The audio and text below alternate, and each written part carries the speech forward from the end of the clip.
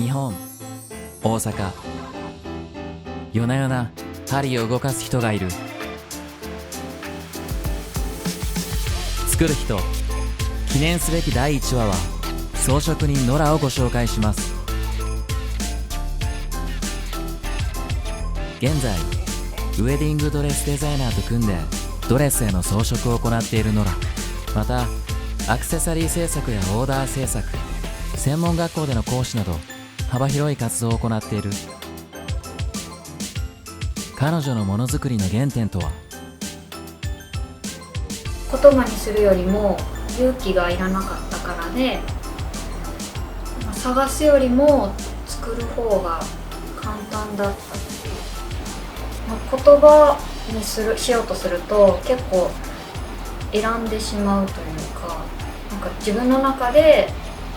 こう精査する作業が入るので、それよりも手を動かす方がスムーズ。何気ない時になんかポッと思い浮かんだもの、何も考えてない時に思い浮かんだものを、後からちょっと理由をつけたりとか、理由探して後付けのような感じにはなるんですけど、自分が納得するような理由を見つけていってものづくりが始まるっていう感じ。繊細さと雑多感みたいなものは意識してます。一つ一つ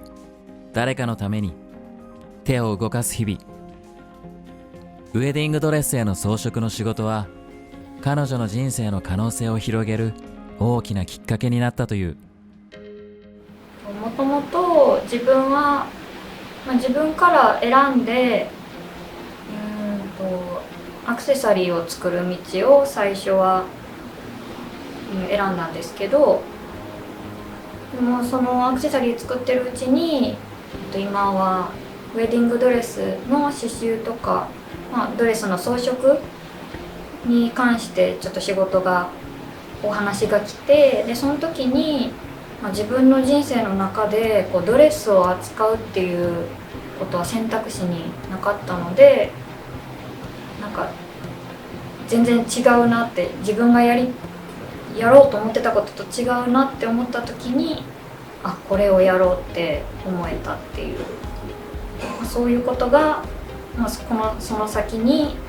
今学校の先生もやってるんですけど、それも自分の人生にはなかった選択肢なのでつながって、なんか選ばない、自分がもともと選ぼうと思わなかったことが今できているなっていう感じはします。白いドレスへの刺繍は繊細でかかる作業時間も計り知れない。その装飾技術の学び方とは。自分がもともとウェディングをしようって思っていなかったので、すると決まってから、覚悟決めて本を買ったりとか、練習はネットで調べたりとかでしていきましたが、あまりそういう知識的な勉強っていうことはそこまでしていなくて、オーダーが入ったり必要に駆られて、その時必要な作業を、自分で練習してやっていくっていう状態です。この仕事の難しさとはどんなことだろうか。作業としては自分の中で消化していくことなので、他のことと別に大きな違いっていうのはないんですけど、やっぱり人としていることなので、自分のリズムだけではできないこともあるし、あと、デザインする時に自分の好みはもちろん入るんですけど、お客様の好みに合わせて作るっていう部分で自分とは少し違った引き出しというかセンスを求められていることもあって、それを自分の中から引っ張り出すときは少し悩んだりとか考えたりはします。さあここでノラの作業部屋を覗いてみよう。つまらない空間だとものづくりの意欲が落ちてしまうので、つまらなくないように部屋を作っていて、要はすごいものが詰まっている状態で制作しています。音楽を聴いたり、映画を流したりラジオを聴いたり、割とこう一般的によく、目にするようなエンタメとかを流したりとか聞いたりとかしながら作業はしています。自分の中では年々増えていってるので、あんまりこう特別変わった部分って思ってないんですけど、人には指輪が多いって言われます。特にすごくこれにしようって思って使ってるっていうわけではないんですが、仕事のスケジュールとかを管理するために、すごくアナログな人間なので手帳を使っていて、その手帳を、気がつけば毎年同じものを使っています。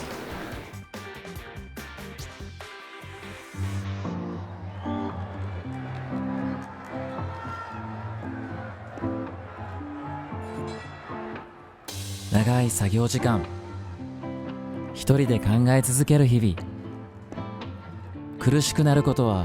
ないのだろうか。しんどくなったらそれを解消するために違うことに取り組む場合もあれば、そのしんどい気持ちを引きずったまま、引きずったっていうとちょっとあれなんですけど、そのしんどい気持ちごと一緒にものづくりをしたりもします。何事も悩みすぎてちょっと時間がかかりすぎるっていう、今でも全然乗り越えたって思わないですけど、それが自分の持ち味かなって思うようになってからは前向きにというか気にならなくなってはきてます。数年前から専門学校の非常勤講師としても手芸の学科を教え始めた。学校の先生は教える授業の内容が決まっているクラスと決まっていないクラスがあるので、自分が改めて一から勉強したりとか、教科書も端から練習したりして、で今度は自分ができるだけじゃダメで、人に教えるために、言葉にするとか、そういう努力をしている状態ですね。最初の、自分が言葉にするよりも勇気がいらないからものを作ることを無意識的に始めたんですけど、そことはまた逆のことをやっているような感じ。これもまた自分が選ばないようなことを選んでいるっていうのの一つかもしれないです。技術を知って教えるっていうこと自体は経験値みたいなものなのでもちろん難しいですけど、それはもちろん私の中にないことなので難しいっていう形なんですけど、もともと人とコミュニケーションを取るっていうことに対してそこまで自分の中で得意なことではなかったので、それに向かってるっていうことが難しいとは思います。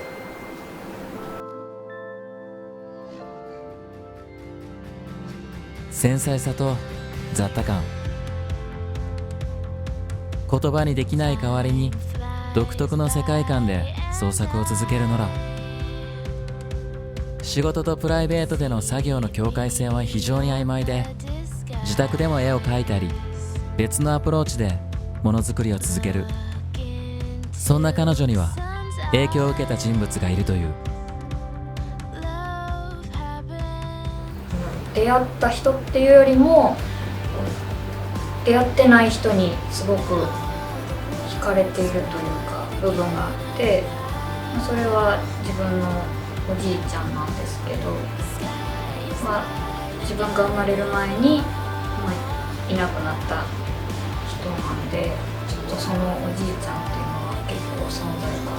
きいです。おじいちゃんは話でしか聞いてないんですけど、職業としては染めの職人さんで、普段は絵描きをしている方だったって聞いて、で家族からは結構おじいちゃんが生きていたら私とどんな話をしたかなとか気があったんだろうねっていう話をすごく聞いたので、見えないところのつながりのようなものでおじいちゃんっていう存在がずっと気になっています。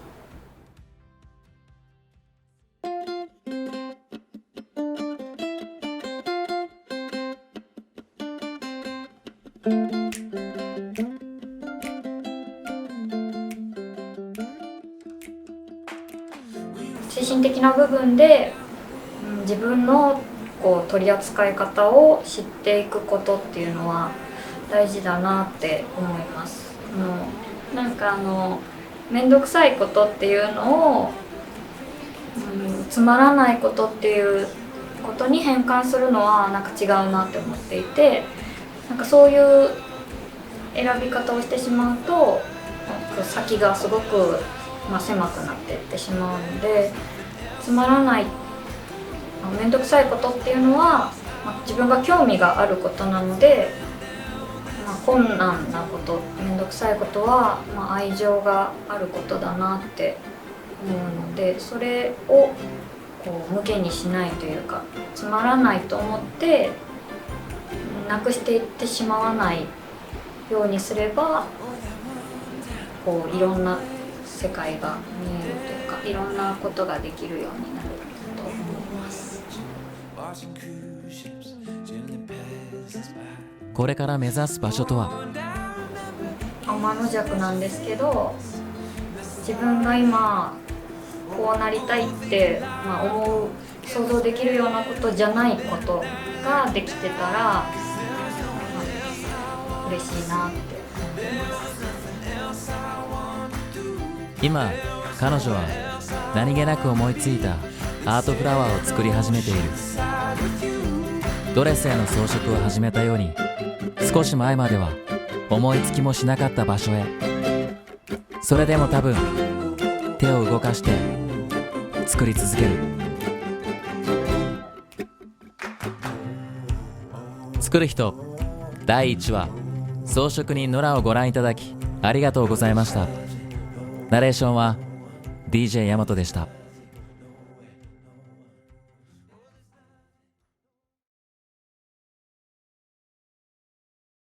それではここで CM です。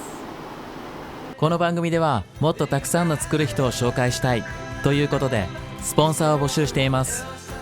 スポンサーになっていただけましたら10秒間の CM を作って番組中に放送いたします。ご興味のある方はメールにてご連絡お待ちしております。メールアドレスは作る.documentary@gmail.com です。作る人制作委員会